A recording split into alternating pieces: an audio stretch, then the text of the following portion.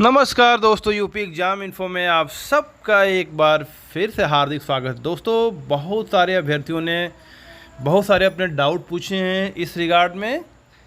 ये है रिगार्ड आपका यूपी पीसीएस 21 के फाइनल रिजल्ट के बारे में। सबसे पहला डाउट जो अभ्यर्थियों को ये है कि सर, क्या आयोग अपना पक्ष रखने में सफल हो पाएगा या नहीं? कहीं आयोग हार तो नहीं जाएगा? और यदि हार गया तो क्या पूरा रिज़ल्ट कैंसिल हो जाएगा? प्री का जब सारा रिज़ल्ट ही कैंसिल हो जाएगा तो ये एग्ज़ाम फिर दोबारा से होगा। सबसे बड़ा जो डाउट है ये है। बहुत सारे यूट्यूब चैनलों ने इस चीज़ को क्लियर नहीं कर पाए हैं और जहाँ भी आप देखेंगे तो यही आएगी कि अगर आयोग जीत गया तो सही है, नहीं तो ये एग्ज़ाम फिर से होगा। दोस्तों, सबसे पहला तो आपको ये हम क्लियर करना चाहेंगे, आयोग चाहे जीते या हारे, जिन्होंने भी अपना एग्ज़ाम ये दिया है, मुख्य परीक्षा और इंटरव्यू, वो उनका एग्ज़ाम कैंसिल नहीं हो रहा है।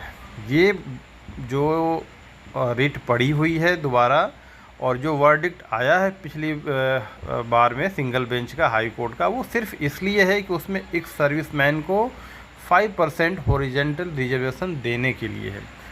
और कोर्ट ने भी ये कहा है कि आप 5% सीट में भी केवल हर पोस्ट वाइज 5% सीट, यदि किसी भी पोस्ट में 39 पोस्ट है तो वहाँ एक ही सीट चाहिए।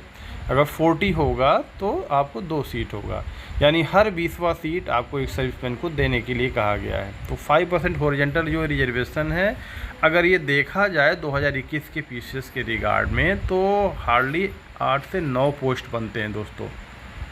9 पोस्ट के लिए जो भी एक सर्विसमैन क्वालिफाई होंगे उनको फिर से री एग्ज़ाम कराया जाएगा, मुख्य परीक्षा और इंटरव्यू, और फिर फाइनल रिजल्ट निकाला जाएगा। तो ये तो कोर्ट ने अपना पक्ष रखा था। आयोग ने इस चीज़ को नहीं माना और वो डबल बेंच में अपना अपील दायर किया हुआ, जिसका सुनवाई 16 अगस्त को है। और जो खबर आ रही है वो ये कि 16 अगस्त को ही ये डबल बेंच का फाइनल सुनवाई हो जाएगा।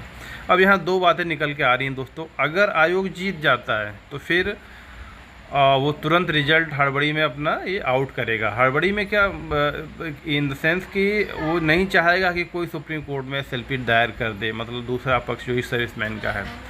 और अगर ऐसा नहीं हुआ तो ये तुरंत रिजल्ट आउट करने के लिए सोचेंगे।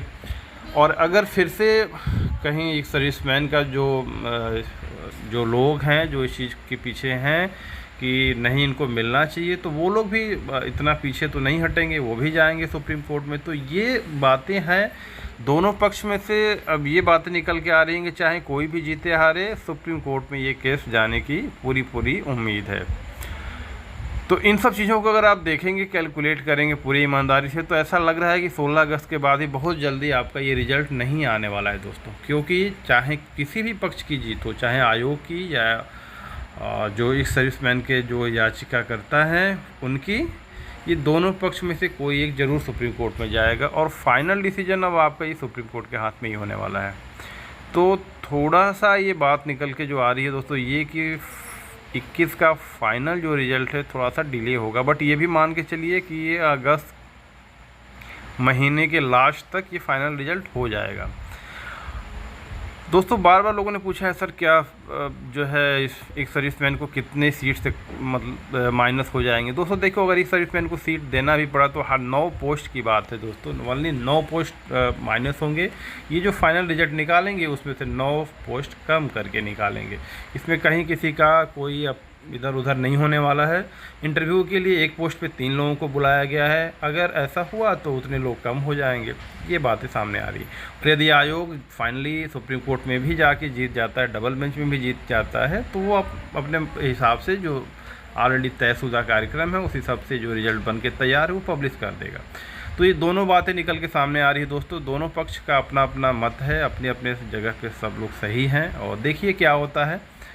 सो हमें जहाँ तक लगता है इस बारे में आप सबको कोई संशय नहीं होना चाहिए। जिन्होंने भी एग्ज़ाम दिया है और इंटरव्यू तक गए हैं उनके लिए all the best. So please like, share and subscribe this channel for further information. All the best दोस्तों। Thank you very much.